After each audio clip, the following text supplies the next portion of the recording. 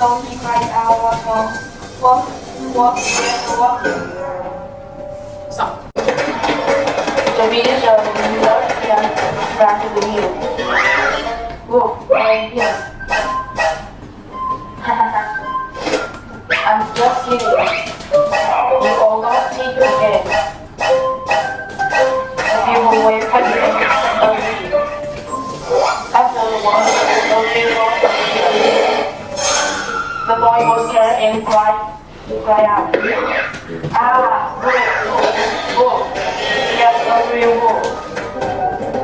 Would you tell no one else that?